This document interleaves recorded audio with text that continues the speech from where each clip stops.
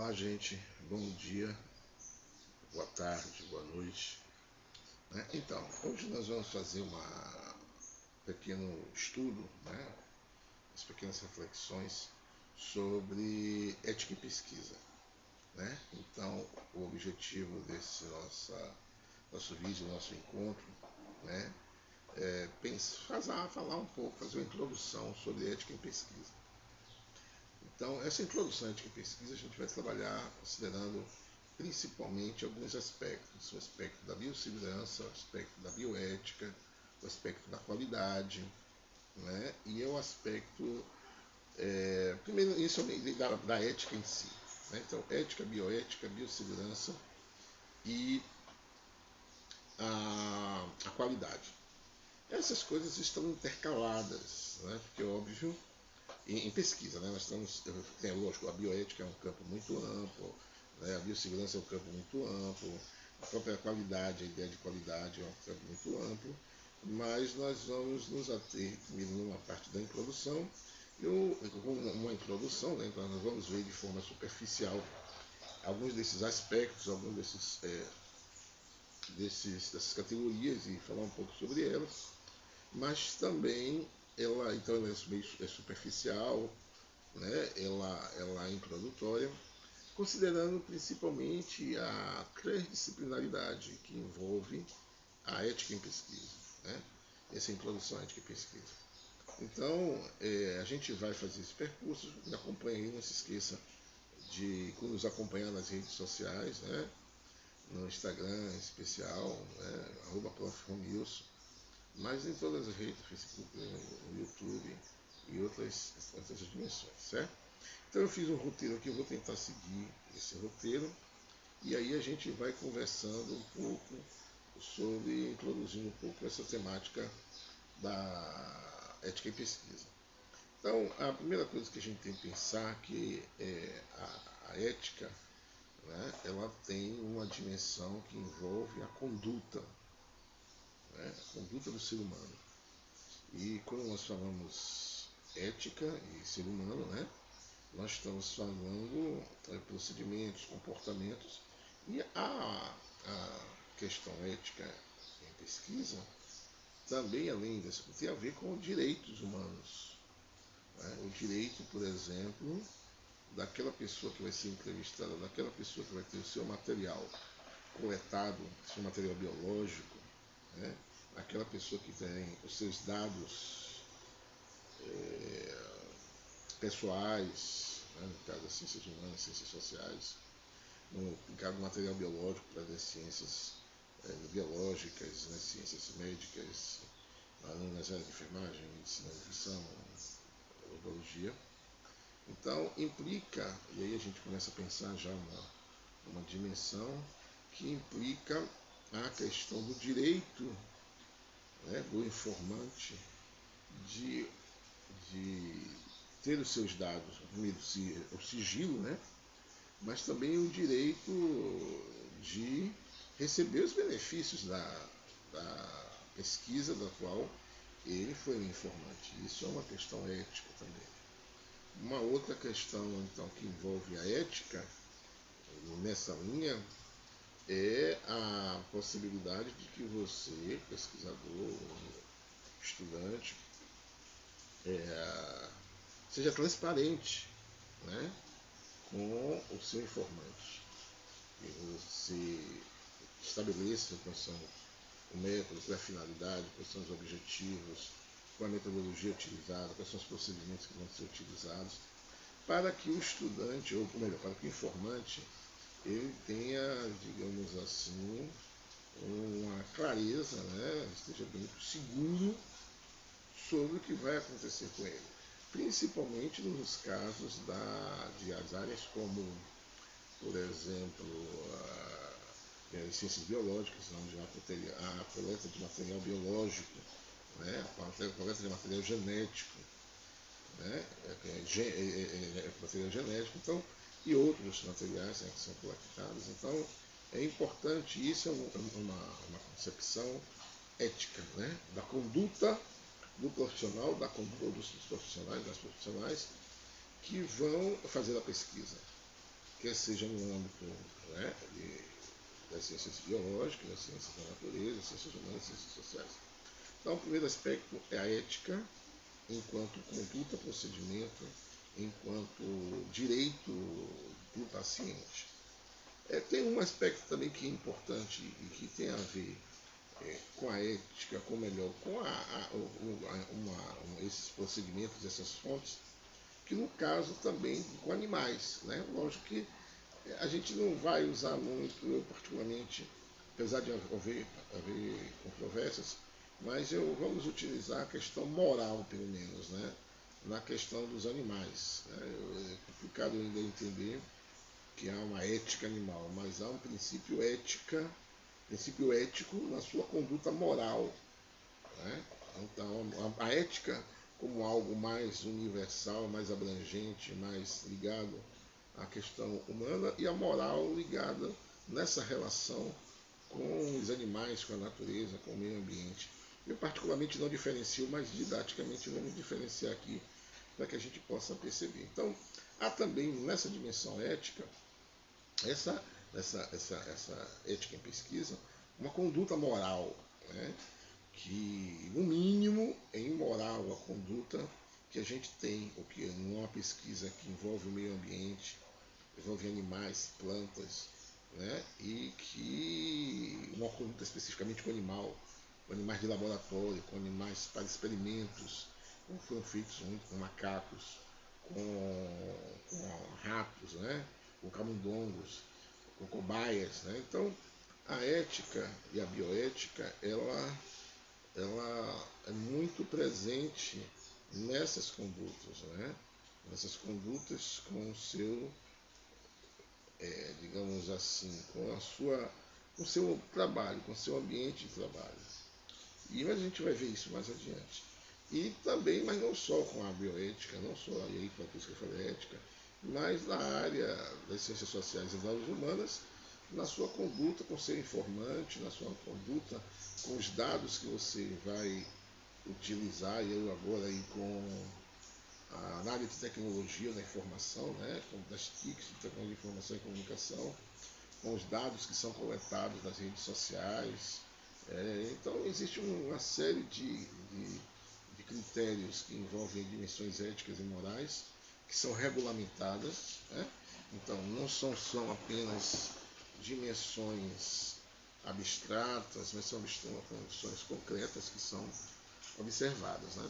E obviamente, se você mantém esses procedimentos da ética em pesquisa, consequentemente você vai ter também uma melhoria da qualidade, você vai ter uma qualidade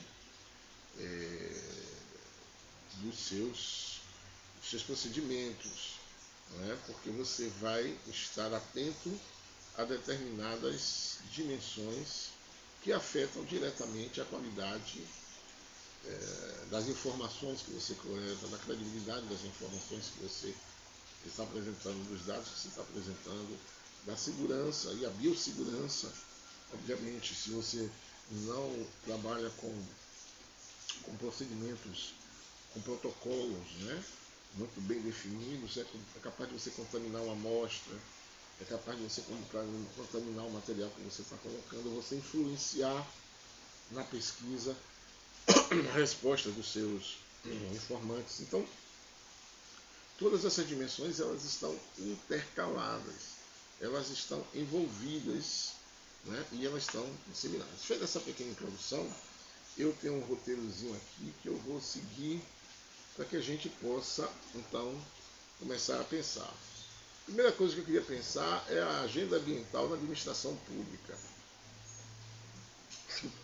Por que essa agenda ambiental, né? Então, a gente tem aqui que essa agenda ambiental na administração pública é uma agenda que propõe critérios de preservação e proteção da qualidade ambiental. Que ênfase, né? Então, garantir essa proteção, essa preservação da qualidade ambiental é fundamental na administração pública. Isso está fundamentado né, em documentos, obviamente. Essa agenda, né?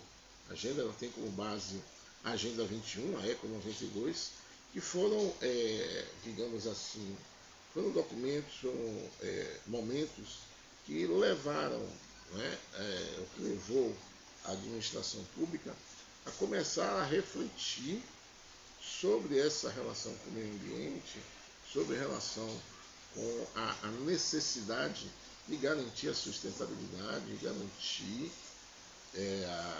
a manutenção, né, do ambiente e garantir o compromisso e o comprometimento dos agentes governamentais na, digamos assim, na gestão, né, das atividades. Então, a ideia, e aí um outro elemento que a gente começa a introduzir e tem alvo nessas questões, a redução do uso, né, de recursos naturais e os impactos negativos das atividades do governo. Então, o governo, né, o Estado é convocado a ter inicialmente a participar, a contribuir com essa participação, né, na redução. E aí é interessante que a gente traz também, não quero lá, mas a gente traz duas ou três palavras que são fundamentais nessa dimensão, que é a prevenção, a preservação, manutenção, né, da dimensão ambiental, né, que eles são fundamentais para que a gente mantenha uma qualidade de vida, a qualidade de um planeta, a qualidade, inclusive, do desenvolvimento de um país, digamos assim. Mas também tem outras palavras que são importantes, né, que a gente pensa também, principalmente na ideia de biossegurança, na ideia de bioética, e principalmente nos campos da área de saúde, que é a dimensão, e eu vou estar muito mais direcionado muito para a área de saúde, né, que é uma área que é onde a gente tem um risco à vida muito grande, né? Constantemente estamos em risco, até por causa dos agentes químicos, biológicos, né, físicos, que o profissional é submetido. E aí surgem esses aspectos, como a questão do risco, do perigo, né? O perigo, né, leva ao risco, né, e consequentemente vai levar aos danos, vai levar a acidentes e os seus danos, né?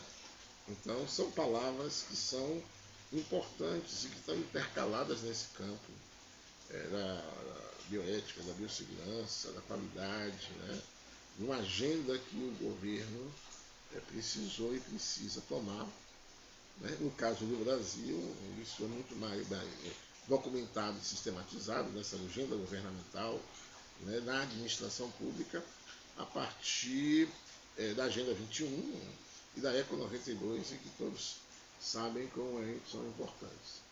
Então, eu acho que é importante a gente ver também nessa administração pública alguns aspectos, que é promover reflexão de problemas ambientais em todas as esferas da administração, estimular a adoção de atitudes e procedimentos que levem ao uso racional dos recursos naturais e dos bens públicos.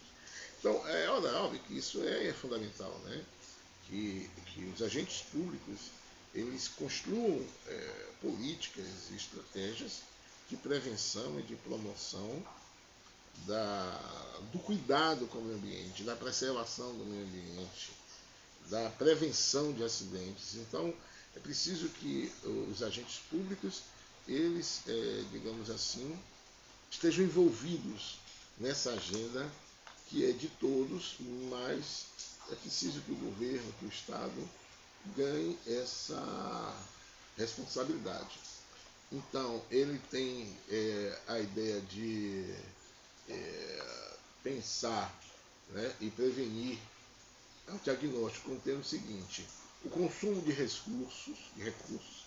Então, nessa agenda, para eu pensar a qualidade, né, e pensar na bioética, ela está na área da agenda governamental, por exemplo, ela está diretamente ligada, por exemplo, ao consumo consciente, ao consumo sustentável, né? Então, o consumo de energia, de água. Então, são dimensões que envolvem quem está pensando em pesquisa, quem está pensando na administração pública, levar em consideração o meio ambiente, a água, o desmatamento, o clima, determinados aspectos que envolve o meio ambiente, o ecossistema, os biomas. Na pesquisa, pode ser, eu estou fazendo pesquisa na área de direito, isso não tem nada a ver comigo, não. Isso é um problema de todos, porque existe o direito ambiental. E você precisa ter consciência do papel do Estado nisso, do papel das empresas, do papel do cidadão, do papel de todos na preservação, né, e no consumo também sustentável.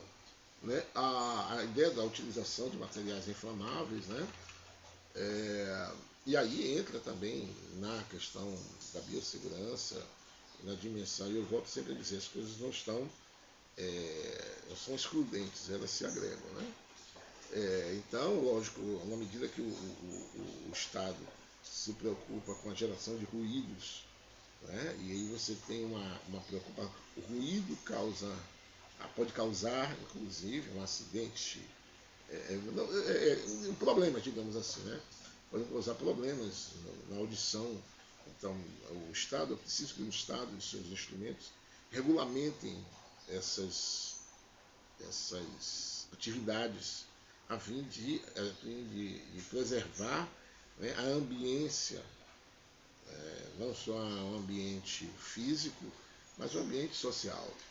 Né, com relação à geração de ruídos, né, uma máquina que funciona muito alto, que incomoda, né, incomoda o som, tira a qualidade de vida das pessoas. Os dejetos e os rejeitos que são colocados pelas empresas, que podem ser colocados nas empresas nos rios, nos afluentes, no próprio solo. Então, essa agenda, ela levou e ainda leva hoje o Estado a se responsabilizar, a se comprometer também, ou principalmente, com a garantia, né, da redução de procedimentos, de métodos que vão criar, que não vão dar sustentabilidade, não vão criar condições de sustentabilidade para o meio ambiente, para um determinado território. Então isso é importante. Então, dessa forma, combater todas as formas de desperdícios, recursos naturais, é um elemento importante na melhoria da qualidade da gestão pública, na ética da gestão pública, né, na gestão ambiental também. Então, sensibilização dos servidores públicos ao uso racional de papel, de lixo, né? E importante, eu diria até no, como foi já que no consumo de elementos. Então são muitos, são elementos apenas introdutórios que a gente vai caminhando. Mas existe dentro dessas coisas que eu já falei, e aí a gente vai avançando aqui, os agentes de riscos relacionados às atividades desenvolvidas, por exemplo, em laboratórios e centros de saúde, que eu vou me ater um pouco nessa reflexão, nesse texto, nesse vídeo, mas a área de saúde, mas obviamente repetindo, né, quando a gente pensa falando da área de saúde, não apenas a área de saúde, mas todas as áreas que pensam em pesquisa, porque a ideia, que fazem pesquisa, porque a ideia é a gente ir refletir, porque às vezes diretamente você pode não estar envolvido com isso, mas essas condutas, essas preocupações, elas são fundamentais em qualquer atividade.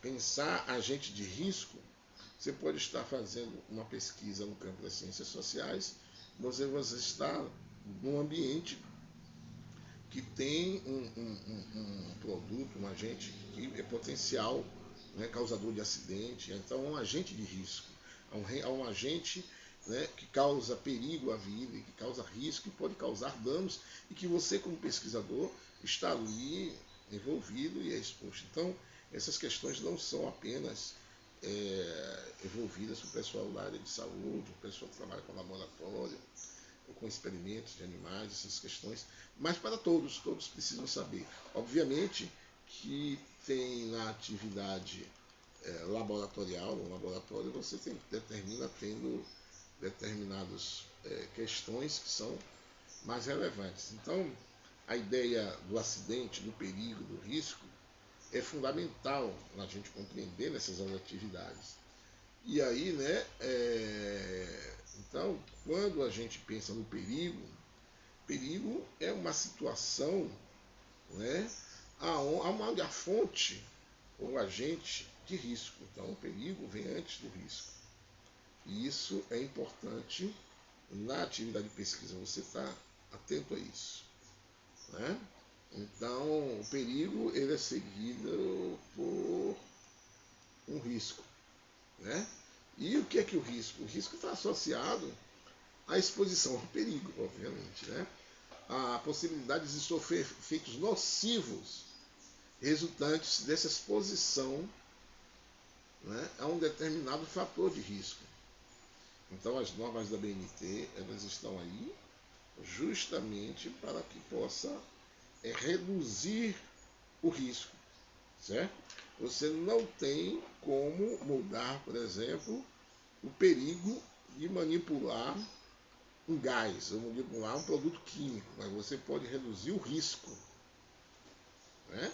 O perigo é iminente, mas você reduz o risco, né? E a normatização, né, a criação de protocolos é uma possibilidade de você, digamos assim, reduzir riscos, né?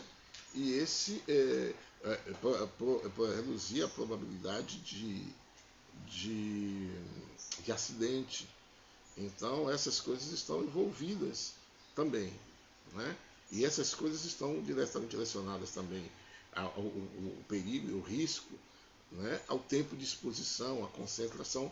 Lógico que quanto mais tempo você está exposto em contato com o perigo, maior é o risco. Então há uma relação direta entre perigo e o risco, né? Então, e essa relação ela varia de acordo, por exemplo, com o tempo de exposição, com a concentração, com o manuseio, com a ausência, ou melhor, com a técnica, né? Ou ausência dela, se você é uma pessoa, por exemplo, está manipulando um produto inflamável, um produto químico corrosivo, né? Com que tem o risco de explosão, como acontece, por exemplo, no caso que aconteceu em Santo Antônio, por exemplo, Santo Antônio de Jesus, a questão da fábrica que explodiu, né, de fogos. Será que as pessoas tinham conhecimento do manuseio daquele material explosivo, daquele material que era perigoso, que era um risco? Então, obviamente que na ação judicial é importante para o advogado ele conhecer essas normas, conhecer quais são os procedimentos de biossegurança que deveriam ser atendidos para que o risco fosse minimizado e o acidente evitado. Então, é importante isso. Então, para isso, tanto o setor público como as pessoas em geral, elas precisam pensar a gestão do risco, né? Então, a gestão do risco, nós falamos sempre de gestão, nós pensamos em planejamento, né? Prevenção, planejamento, diagnóstico, prevenção, execução de procedimentos, avaliação, acompanhamento, fiscalização, controle. Então, quando nós falamos de gestão do risco, é um conjunto de atividades que influem a investigação e a monitoração ambiental dos riscos identificados. Aí você diz, poxa, mas o que é que isso tem a ver comigo? Não, se você é um coordenador de pesquisa, por exemplo, se você está numa pesquisa, está coordenando uma pesquisa, e você tem estudantes de iniciação científica, né, ou estudantes tanto de graduação ou de alfabetização científica no ensino médio, na educação básica, é preciso que as orientações com relação à biossegurança sejam utilizadas porque as pessoas, você está com uma equipe, você não sabe, né, a cabeça dos meninos com que você está trabalhando. Então, é importante que haja uma gestão do risco em toda a pesquisa. Sempre há um risco. Você vai ter contato com pessoas, você vai fazer um contato, por exemplo, vai fazer um presídio, um sistema prisional, né? Há um contato com pessoas, uma escola, há um contato com crianças, né? Então é preciso que se mensure, né? Que se quantifique, que se avalie e que se analise cada elemento de risco, né, em uma pesquisa. Né? Essas são algumas questões que são importantes. Um outro aspecto que é importante também nessa questão que nós estamos vendo, né, que é, como eu falei, essa questão, por exemplo, do risco, é a questão dos riscos ergonômicos. Essa cadeira, por exemplo, que eu estou utilizando aqui, ela tem eu encosto ela cá porque eu preciso que a minha coluna fique reta. Se eu passo muito tempo nela, eu posso criar problemas. Então, há um risco ergonômico na atividade. Mesmo de estar sentado, mesmo de estudar. Você leva 3 horas, 4 horas, 8 horas, como às vezes eu levo, sentadas. Lógico, eu levanto para sair, depois volto, sento e fico o tempo todo sentado. Isso é um risco. Né? Então, para isso, para eu reduzir o risco, eu tenho que ter um programa de redução de risco. Ergonômicos também, se você está numa pesquisa, né, numa sala de aula. Se você tem uma sala de aula que você vai colocar pessoas expostas ali, lembra a questão da exposição, do tempo de exposição. Então, o tempo de exposição eleva o risco do dano na minha coluna. Né? Então, essas são dimensões importantes que precisam ser levadas em consideração. Também, como eu disse, esse risco ele vai ser levado em consideração o tempo de exposição, né? Como eu já falei, a concentração, né? No caso do produto químico, se você tem água sanitária ou hipoclorito mais concentrado, você tem um dano na pele, se você tem menos, você tem outro dano. Então, o grau de concentração de determinada substância química, de um determinado material biológico, de determinado ruído, isso vai afetar. Né? Então, o calor, se você fica exposto 5 horas por dia a um determinado ruído ou a uma determinada temperatura, quer seja quente ou fria, ela vai influenciar a sua saúde. Dessa forma, nós temos os agentes de riscos, que eles são químicos, físicos, biológicos, ergonômicos e mecânicos de acidentes. Então, os riscos químicos justamente nisso, da manipulação de um produto químico, como, por exemplo, o hipoclorito, um produto álcool, e são produtos que você pode usar, por exemplo, na área de limpeza, para desinfecção, para descontaminação e para determinado material de limpeza, mas que tem um risco. O álcool tem um risco. Né? O álcool, a gente sabe, deve ser utilizado álcool a 70% e o hipoclorito a 5%, né? Depender. Isso tudo vai depender do grau de sujidade, do grau de cada produto, porque você está fazendo a higienização, né, daquele espaço físico. Então, o manuseio do produto químico, ele contém um agente de risco. Né? Então, um agente de risco que é químico, que ele é físico também, às vezes de uma infraestrutura. Né? E aí, sim, nos agentes químicos e nesses agentes também, uma forma de você reduzir os riscos estar também ligado à sua, digamos assim,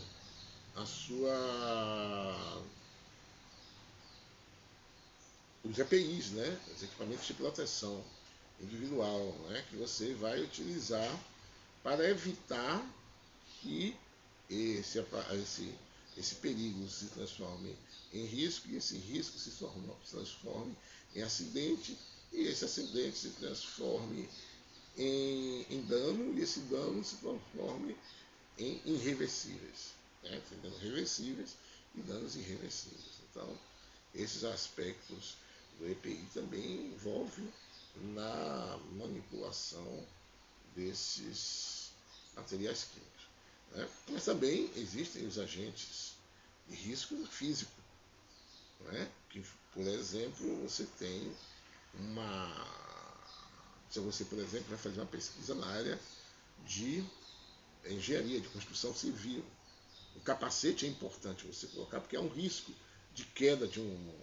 Você vai na área de construção civil de coisa, qualquer coisa pode acontecer. Você passa por um prédio, cai um balde, um martelo, né, pisa num prego, uma coisa pula no seu olho. Então, os equipamentos de proteção, eles são também medidas de redução do risco, né? E cada equipamento, cada material, cada procedimento vai depender de cada agente de risco. Os equipamentos que você vai utilizar em pesquisa, no manuseio de material químico, não é o mesmo que você vai usar no manuseio, por exemplo, da engenharia.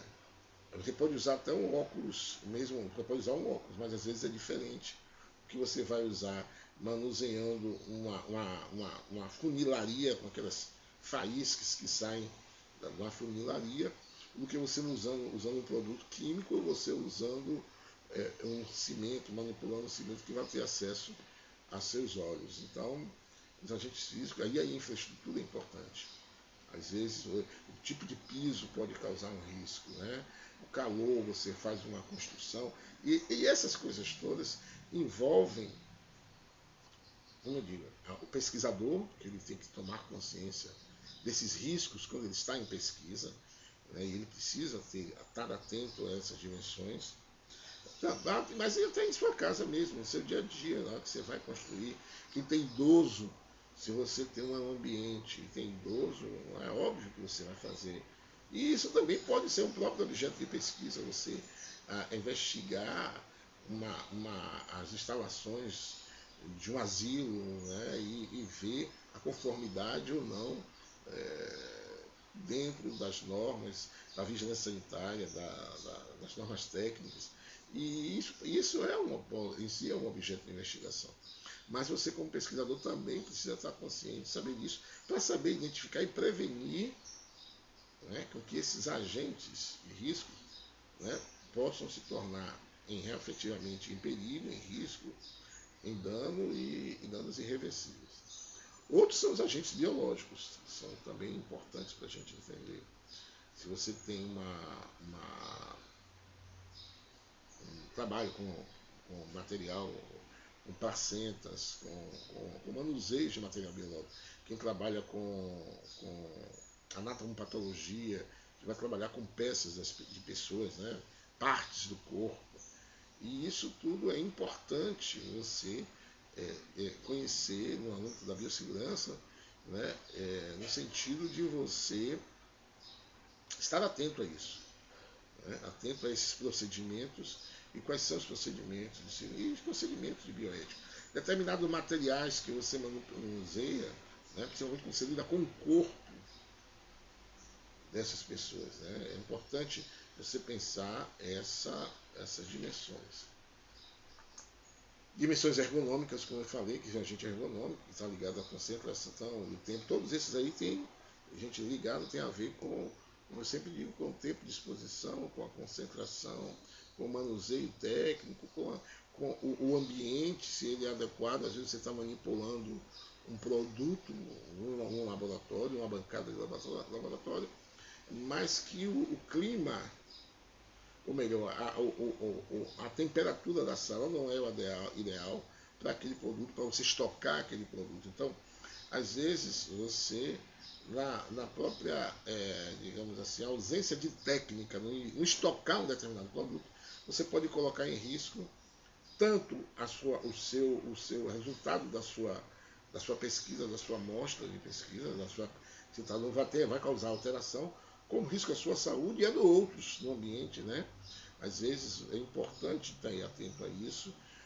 E aí tem várias coisas que você coloca em risco e que tem a ver com isso. Eu estou falando de ergonomia, mas é porque eu me lembrei a questão do alimento, você levar determinados alimentos.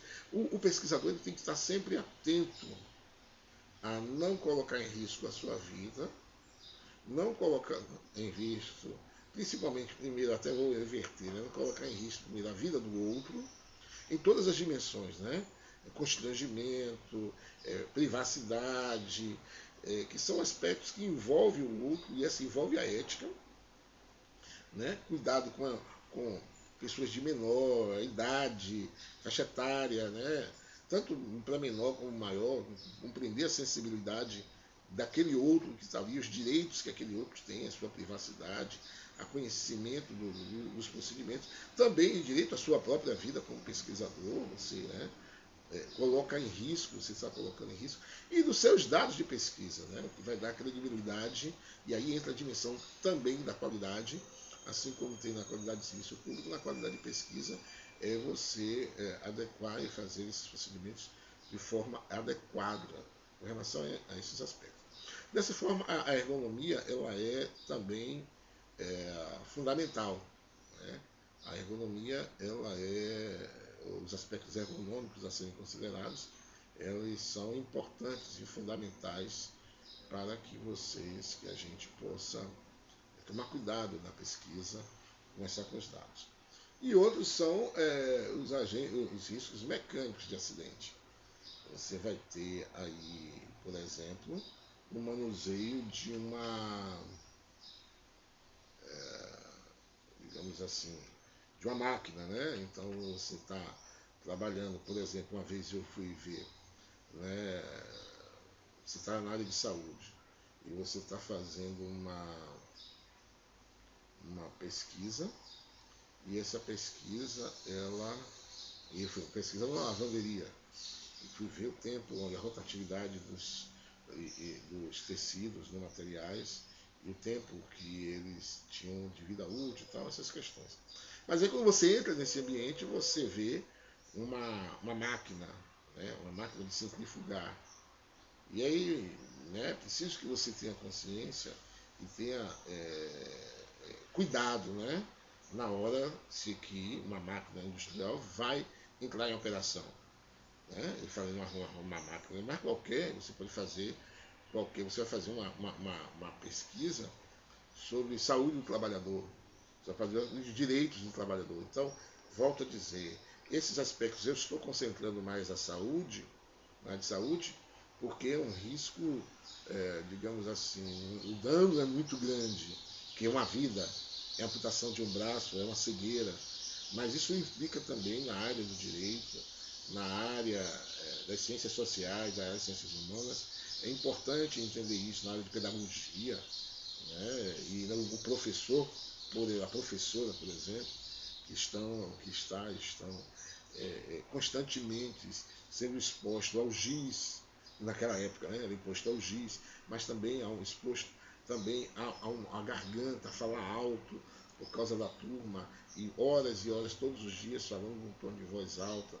Então, essas questões são elementos, né, de riscos. Então, a gente tem elementos, eu vou ver aqui, só dar uma pescada, físicos, a gente tem ruídos, vibrações, radiações ionizantes, frio, calor, pressões anormais e umidade. Todos esses aspectos são riscos físicos. Os químicos, você tem poeira, né? Você tem gases, vapores, você tem substâncias compostas ou produtos químicos em geral. Você também tem biológicos. Eu já falei que o material lá, mas você tem os agentes biológicos como os vírus, as bactérias, os protozoários, fungos, parasitas, né, que são também agentes de risco. E você manuseando esses equipamentos, você também. E aí a luva, os materiais dos EPIs, né, a luva, a máscara, agora no coronavírus também, né? E às vezes também das mucosas, como o olho, a boca. Essas questões precisam estar protegidas desses agentes biológicos, como vírus, bactérias. E por isso a importância, a gente viu, né, nesse período da pandemia, nesse que nós estamos ainda, óbvio, a necessidade do uso de máscara e que nós precisamos manter. Né? A gente às vezes vê a imprudência de algumas pessoas que terminam deixando de usar máscara porque melhorou a situação, aí passa a utilizar, mas nós estamos vendo aí como o vírus se multiplicou, né, e se adaptou às vacinas e assim como ele se o próprio vírus, né, se modificando, e você, como você também tem que garantir manter a prevenção e o cuidado dos riscos. Os ergonômicos, né, como se fosse o físico, levantamento de coisa,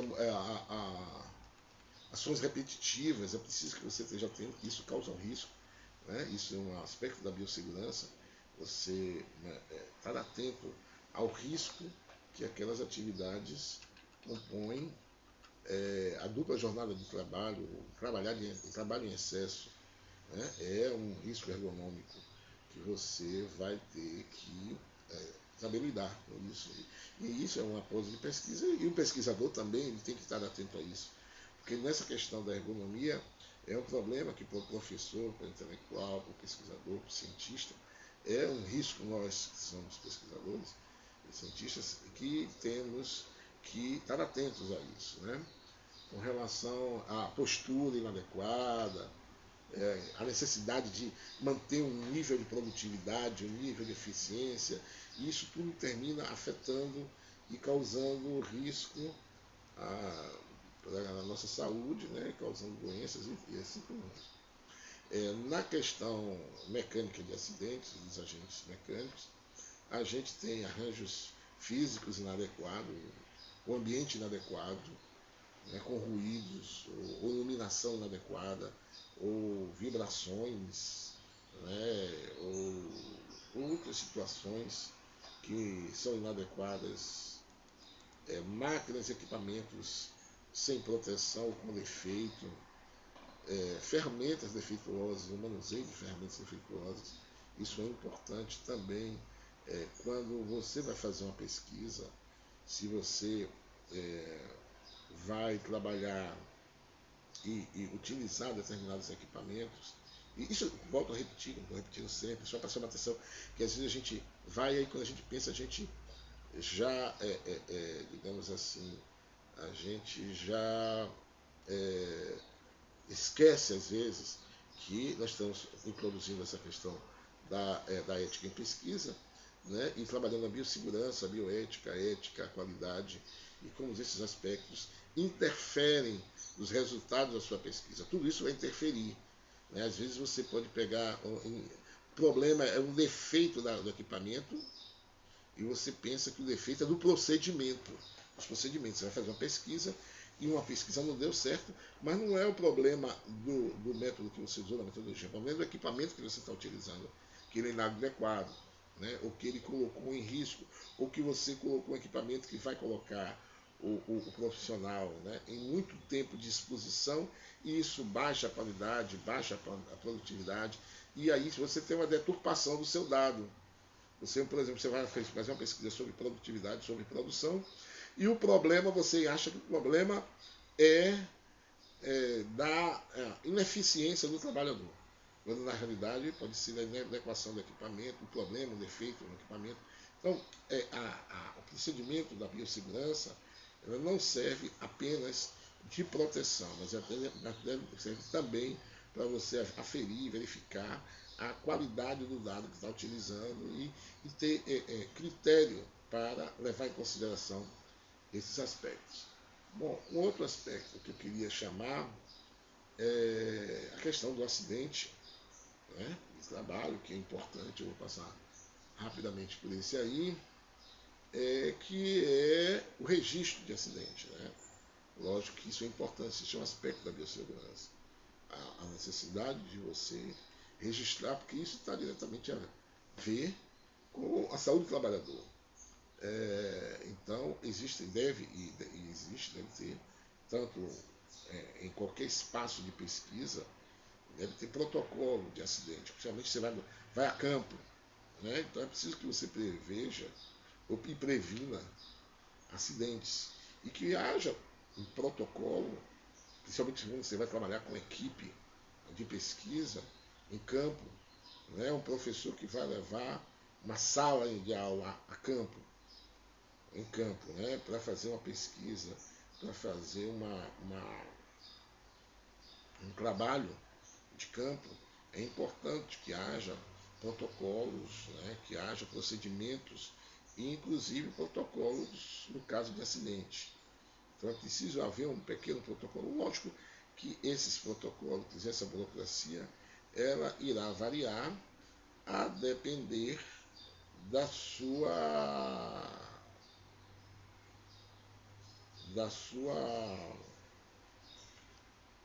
do risco, né, do perigo em uma situação. Se você vai numa indústria química, é um risco, né? E eles são medidas, a gente vai ver isso mais tarde.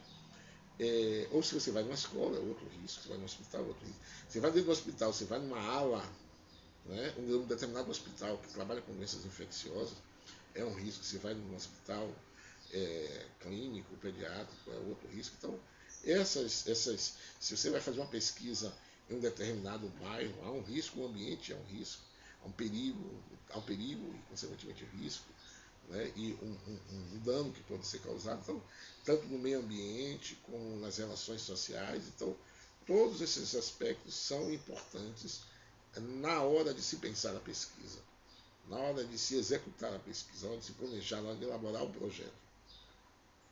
Né? Quais são os danos previstos, quais são os riscos previstos, e tudo isso, e os procedimentos e o protocolo para o registro desses. A quem vai ligar, quem é que comunica, né? Qual é o primeiro procedimento?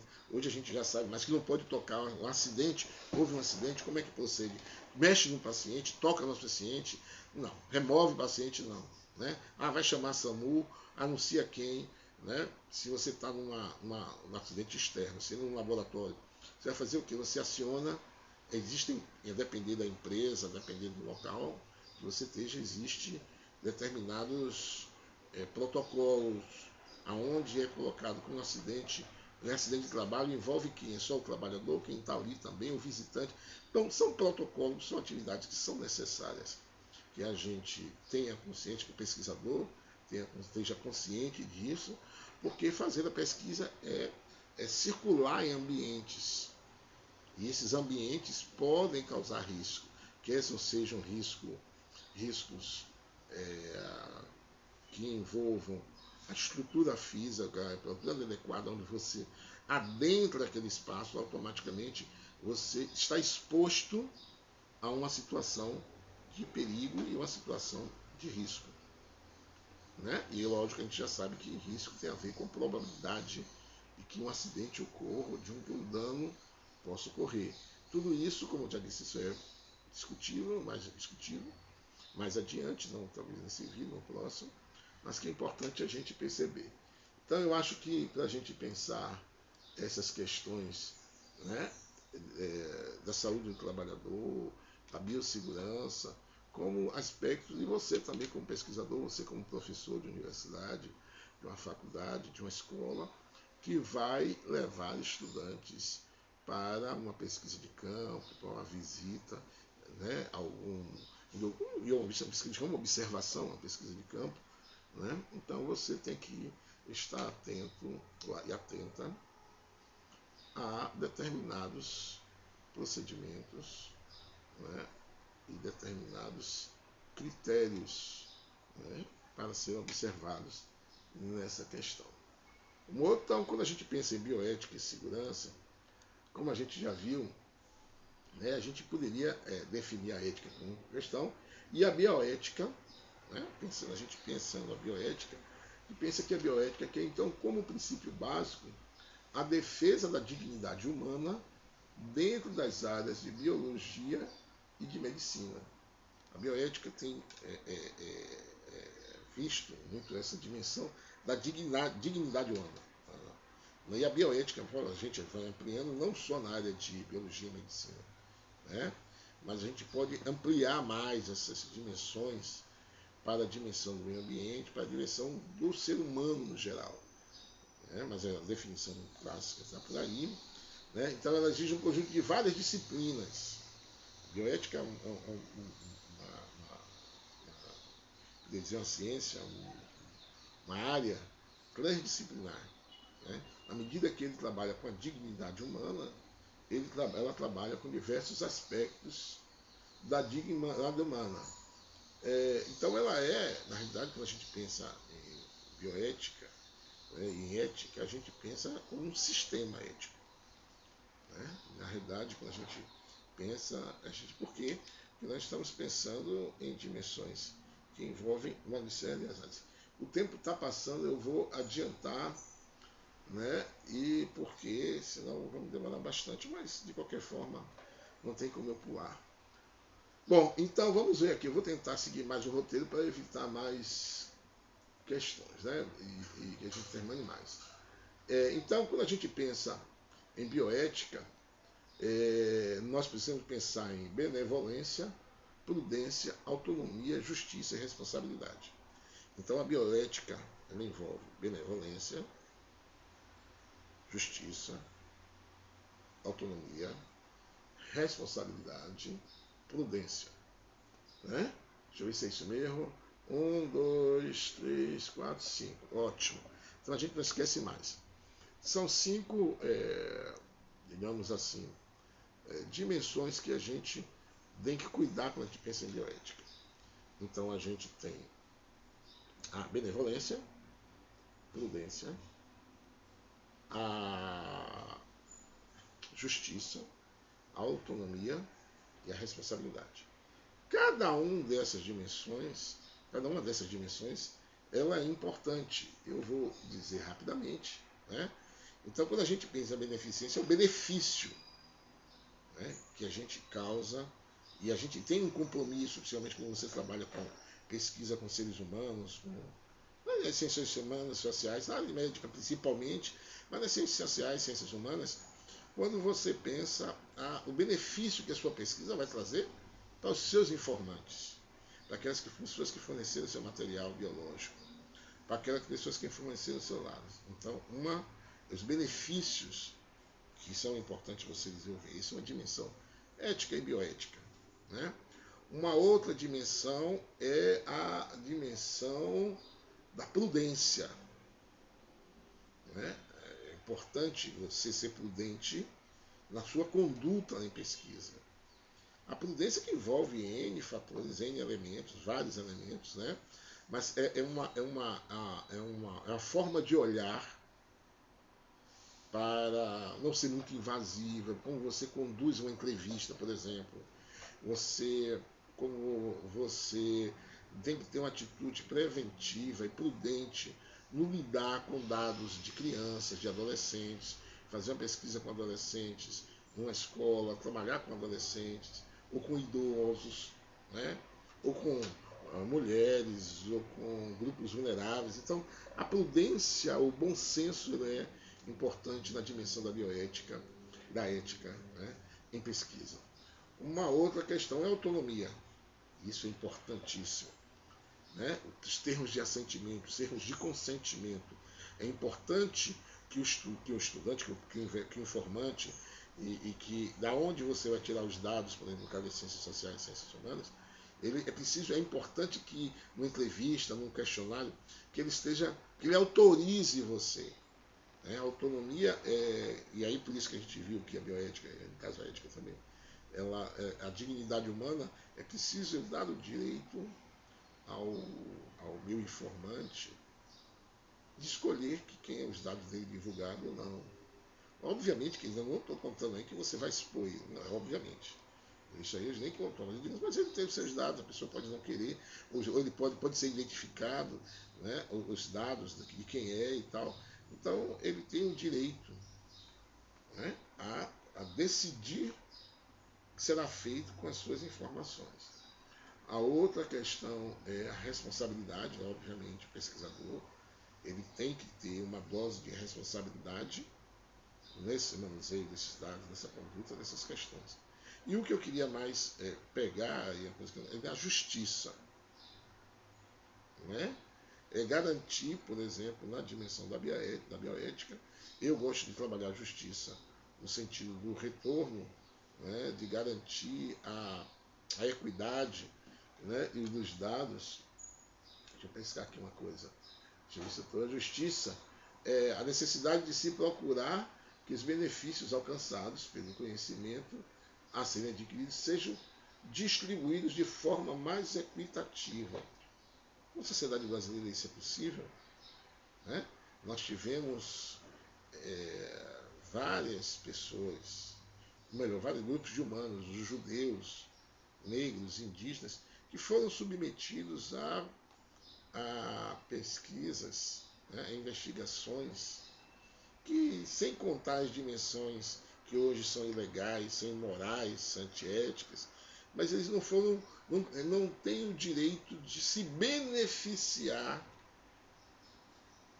com as conquistas que foram alcançadas a partir dos trabalhos, das pesquisas e investigações que foram feitos com esses sujeitos, né? Com esses informantes, com essas vítimas, como ocorreu com o Holocausto, com os judeus, como ocorreu com a escravidão indígena e africanos, os afrodescendentes, que mesmo depois da escravidão continuando tendo seus corpos sendo utilizados. A gente já tem exemplos nos Estados Unidos da sífilis, que como se utilizou muitos homens deles para se fazer isso. Na internet você acha isso fácil, sobre essa questão do uso de cobaias humanas, né? Então, apesar de serem feitos, utilizadas cobaias humanas, nem benefício isso. Essa questão que envolve, eu falo muito mais dos seres humanos, mas também envolve os animais, né? Envolve o uso de cobaias animais, ratos, macacos e outros animais que são utilizados, e que a gente deve ter essa conduta.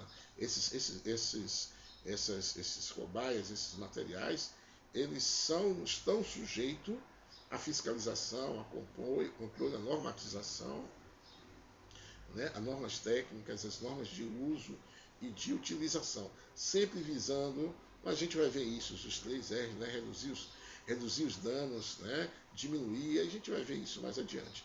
Mas eu queria só chamar a atenção para essas dimensões também importantes da bioética. As condutas laboratoriais, que são importantes, né, que quem trabalha com laboratório, quem trabalha com pesquisa, precisa estar atento sobre a sinalização, né, de como é que se dá o acesso ao laboratório, as regras, né, o planejamento dos ensaios, avaliar. São muitos procedimentos. No caso de um laboratório, no caso de uma bancada em patologia, na área de medicina, na área de enfermagem, de farmácia, nessas áreas que manuseiam, é importante terem os protocolos, desde acesso ao laboratório, né, como acessar um laboratório, os equipamentos que são utilizados, as rotinas de cumprir, na hora que você vai usar uma vidraria, né, um material, uns vidrozinhos para você estocar, guardar material, a gente vai por isso um pouco mais à frente. Então tudo isso é fundamental para que a gente possa considerar na pesquisa. Além de alterar o produto, se você utiliza uma seringa ou reutiliza uma seringa, que isso é absurdo, né? E você, lógico que você vai ter agente contaminante dentro ali, você pode misturar a sua amostra, pode inserir um elemento que não é original na pesquisa e alterar os resultados, né? Além do risco da biossegurança, que a gente já falou, mas também tem essas dimensões na conduta que são relevantes. Então, no laboratório, isso é mais importante ainda, em um laboratório, né? Em um laboratório. Então, o uso de luvas, a rotina e o protocolo para usar as luvas, lavar as mãos, usar o óculos, a sequência com que você coloca os seus EPIs, isso é importante, né? Você saber que não pode tocar na porta, uma maçaneta de luva, levar as mãos aos olhos, que você não pode comer no laboratório, que a roupa, você não pode sair com jaleco. Então, são uma série de procedimentos que a gente vê absurdos também, pessoas saindo com jaleco. Às vezes eu vejo na rua uma pessoa de jaleco, não sei quem é. Ele é uma enfermeira, ele trabalha num laboratório, está com um jaleco na rua, né? Às vezes até leva para casa e não tem esses cuidados em perceber uma criança, às vezes a roupa chega e abraça o filho, a esposa, sem o cuidado que primeiro chegar, deixar a roupa, né, ter um cuidado, é a questão da prudência. Ah, não, mas prudentemente, o que é que custa? Você vem, trabalhou com laboratório, trabalhou com determinado agente, com um determinado vírus, uma determinada bactéria, um agente biológico. Então é preciso que você tenha esses procedimentos. E quem trabalha no laboratório, pior ainda, né? Então, é importante que os equipamentos sejam bem identificados, né? Para que as pessoas saibam o que é que tem em cada procedimento, né? Então, a forma de manipular, então, o seu uso, né? O tipo de calçado que você vai utilizar, não usar calçado aberto, da unha que você vai fazer, que deve estar sempre bem cortadas, né? O calçado que você vai utilizar, a forma de você entrar, a forma de você sair, a forma de você manusear, de etiquetar, de acondicionar os materiais, os produtos, né? Então, tudo isso são procedimentos, são elementos que são importantes da biossegurança, mas que é importante também na bioética, lógico, mas também é importante na pesquisa, porque isso pode contaminar, alterar, modificar e não dar determinada qualidade à sua pesquisa, né? Se os procedimentos e os protocolos não foram seguidos à risca, eu posso criar suspeição, posso suspeitar daqueles resultados. Isso serve em contudo na área de direito, falei suspeição agora aqui, eu me lembrei. Então, se na área do direito, em qualquer área, se você não,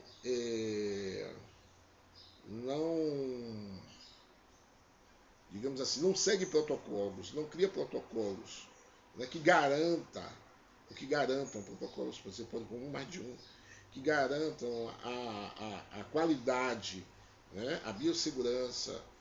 Então a sua pesquisa ela está comprometida, né? Tem várias coisas aqui, a questão dos rótulos, dos reagentes, soluções, né? Data de validade, todos esses aspectos são importantes e que vão ser importantes na qualidade, usar o reagente, seguir a regra, as normas do fabricante, né? Proteger a descontaminação, a higienização de um material, né? O procedimento do descarte, como é que você vai descartar um material, como é que você vai jogar no lixo o material. Tudo tem procedimento, tanto da estocagem como jogar no lixo. Não é simplesmente você pegar e jogar no lixo. Você não vai jogar um produto químico, produtos na pia do laboratório. Até um gelo seco, né, que você descarta na pia do laboratório, ele pode estragar e criar problema no cano, na tubulação, né, porque são um conjunto químico que você joga e que você contamina. No mínimo, você contamina os afluentes, você contamina, né, o local onde ele vai chegar. Então,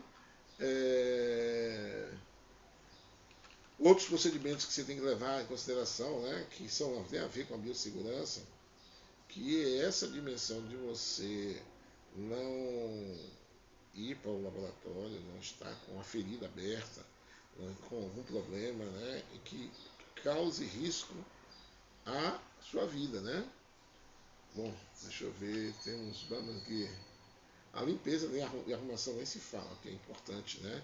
Você limpar os espaços, que são protocolos que têm que ser seguidos e que às vezes a gente acha que é bobagem, que a gente deve fazer também, inclusive, em casa, né?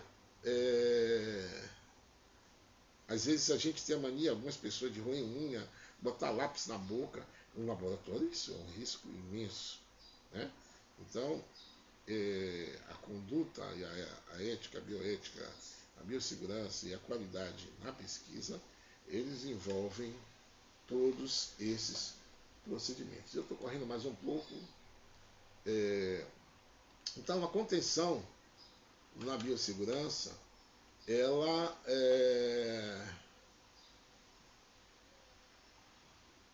é importante também, né? A gente tem que considerar a contenção primária, a contenção secundária, mas que eu não vou entrar muito em relação a isso, que envolve dessas barreiras primárias que tem na questão da biossegurança, as cabines, os chuveiros, lavar os olhos, a sinalização, né? E as barreiras secundárias na questão da biossegurança, que envolve lavatório das mãos, o layout, sistemas especiais, descontaminação de efluentes, isolamento físico na área de contenção.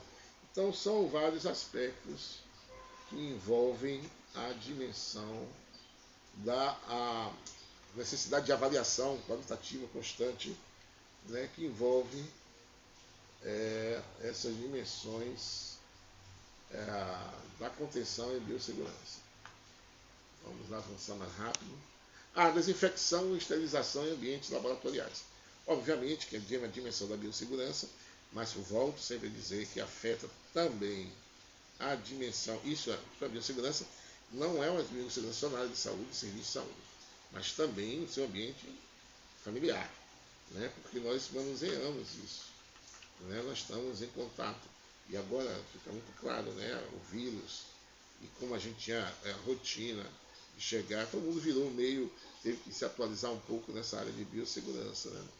Do uso de máscara, do uso de forma de lavar as mãos, não usar, lavar as mãos, olhos, higienizar os produtos que chegavam no supermercado. Então, as frutas, como lavar, né, que é um outro problema, né? A gente está sujeito a protozoários, a produtos contaminantes que venham nas frutas que a gente não alface, na couve, no tomate que a gente consome e tal. Então são uma série de dimensões que é importante. Então é importante diferir a diferença, por exemplo, entre desinfecção e descontaminação. Então o que é que diz? A desinfecção é a destruição de micro-organismos presentes em superfícies de objetos inanimados. Né? Mas isso não significa que essa desinfecção é feita entre esporos e bactérias. Não necessariamente ela vai atuar entre esporos e bactérias.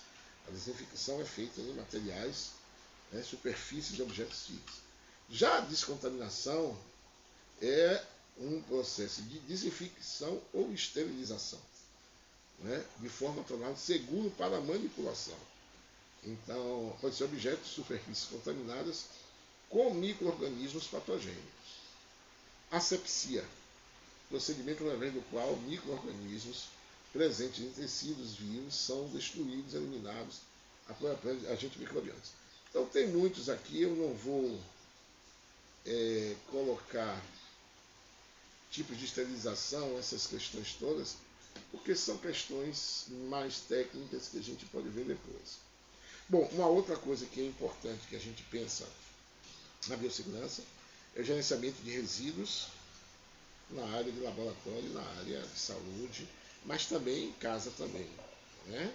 A questão do resíduo é uma questão que envolve desde como você descarta, né, uma injeção, uma seringa, ou um outro produto no lixo, até os laboratórios que como vão descartar esse resíduo. Então, o resíduo sólido é material, substância, objeto ou bem descartado, resultante da atividade humana em sociedade, e cuja designação final se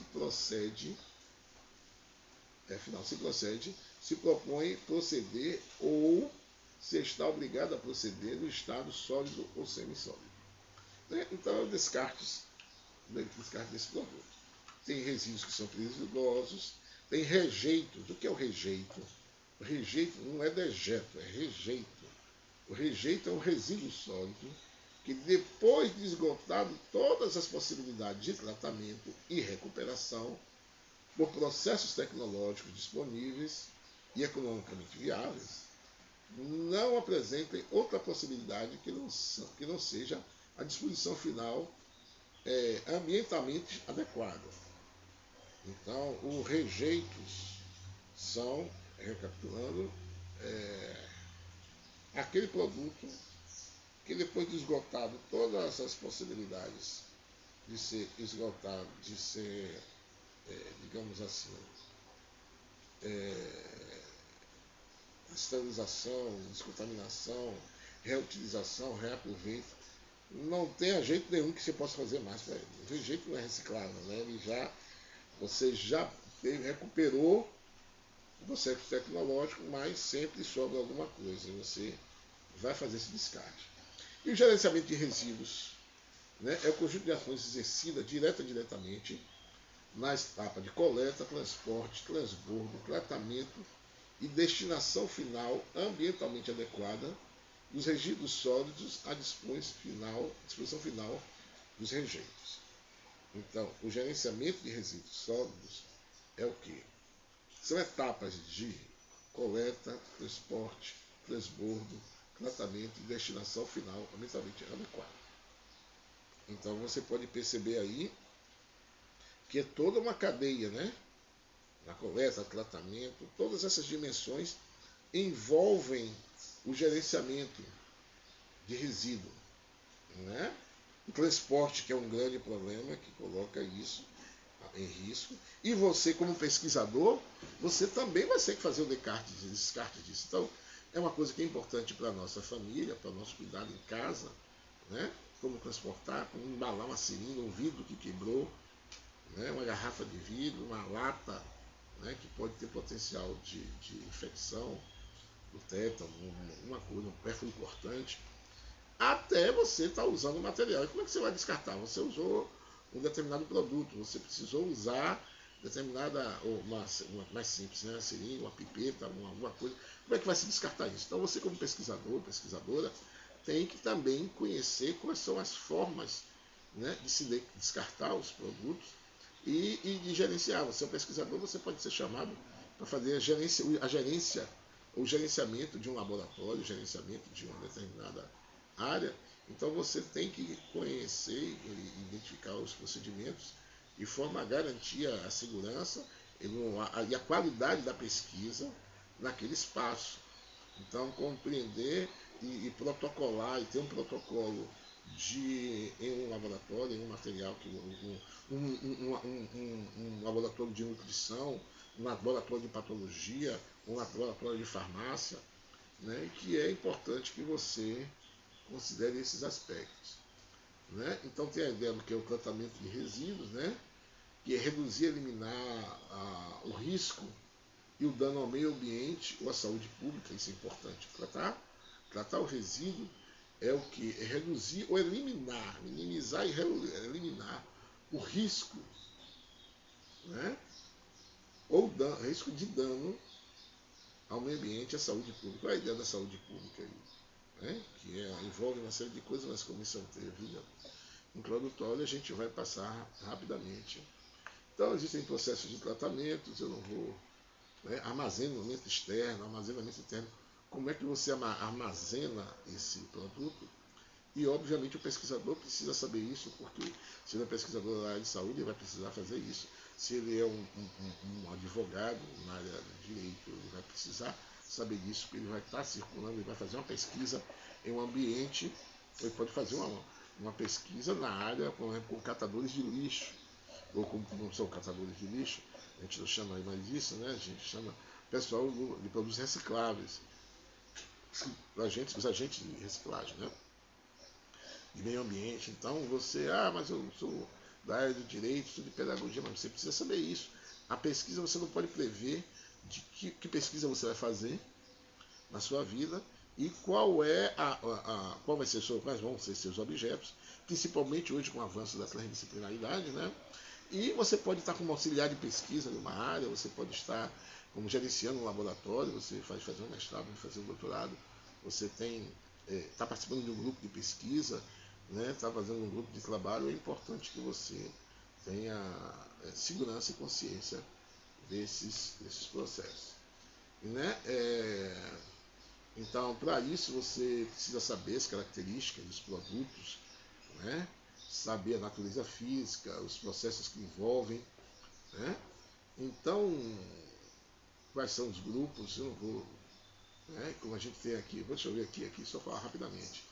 Os resíduos potencialmente infectantes, os resíduos químicos, os resíduos radioativos, os resíduos comuns, quais são os resíduos perfluorocortantes. Então, é importante que você saiba tudo isso e como que se acondiciona cada um desses.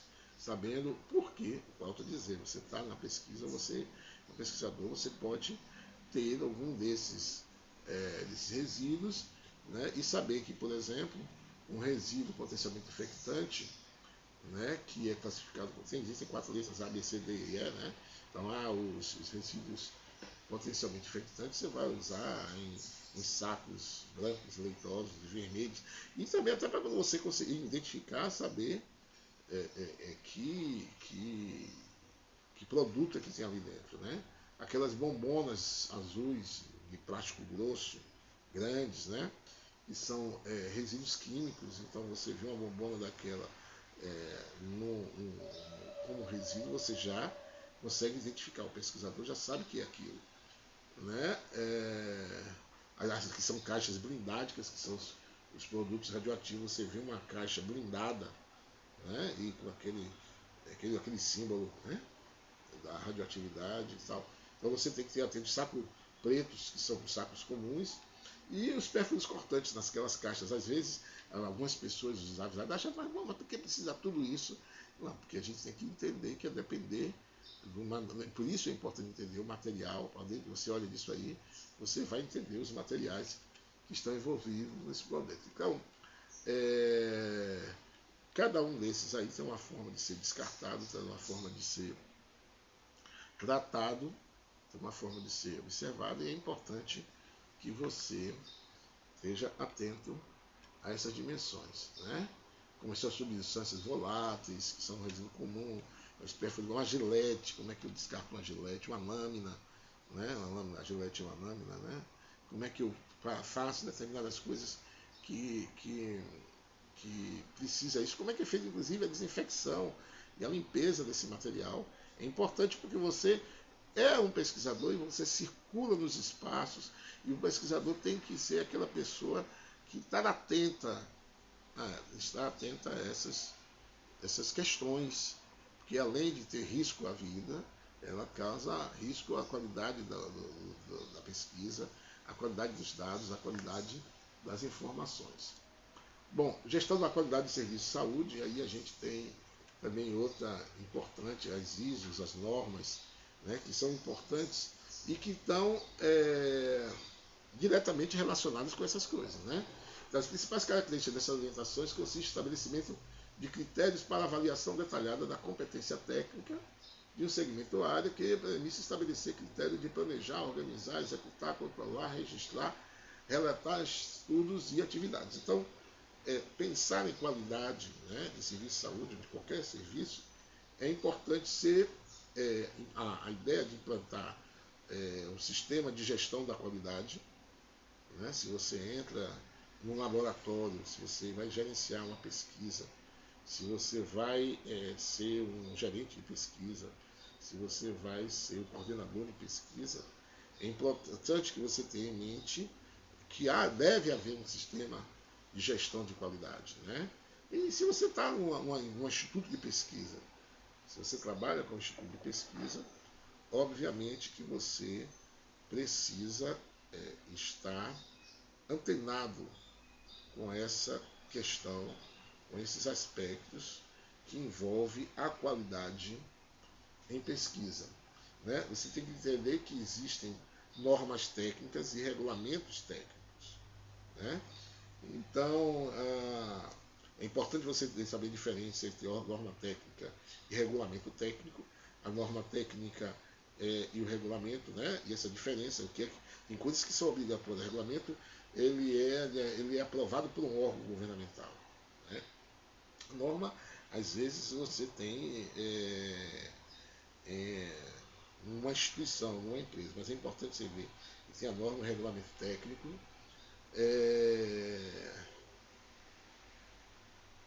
E a obrigatoriedade de sua aplicação, né? Obviamente, essas coisas têm obrigatoriedade de aplicação. Deixa eu ver aqui. Então,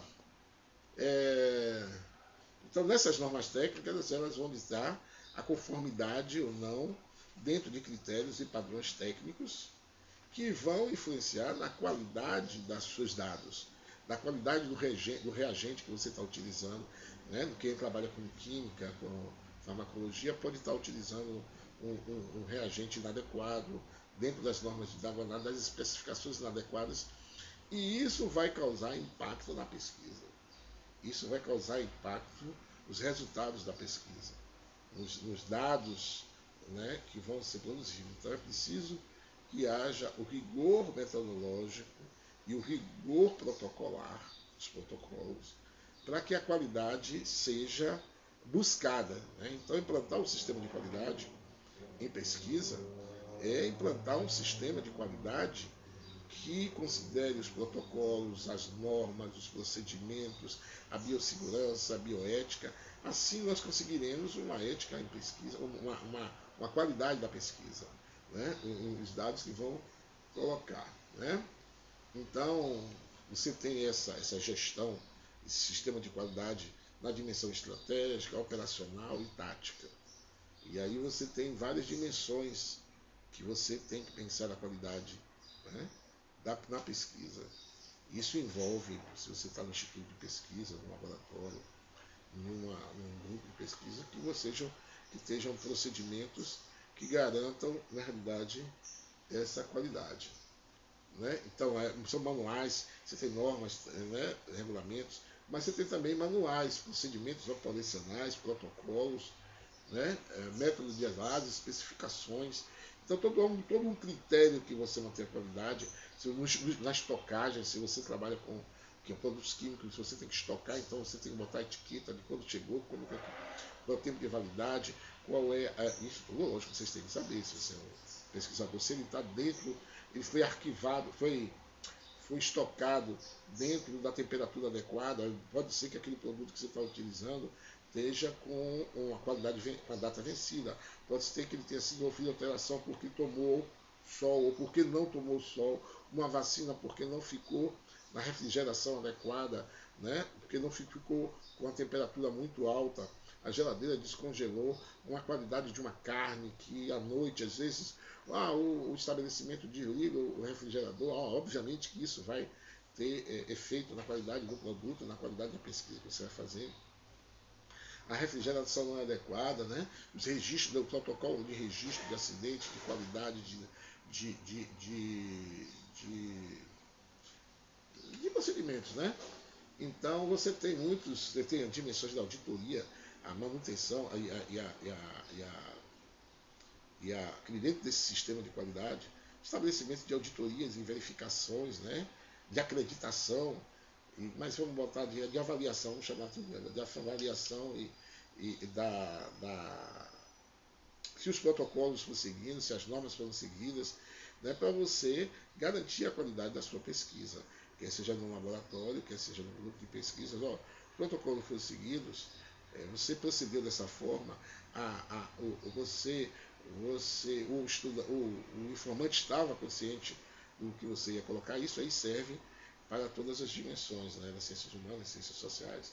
Eu tenho focado muito mais nas ciências médicas, biomédicas, nessas áreas de biologia e tal, porque o risco é bem grande, mas elas servem também, né, para a área de saúde, para a área de ciências sociais, ciências humanas, né, nas áreas todas que envolvem o ser humano, a pedagogia e todas as outras, e os animais também, na área de engenharia genética, na área de medicina veterinária, né, porque esses aspectos existem regulamentações também, procedimentos que envolvem o manuseio de cobaias, o manuseio de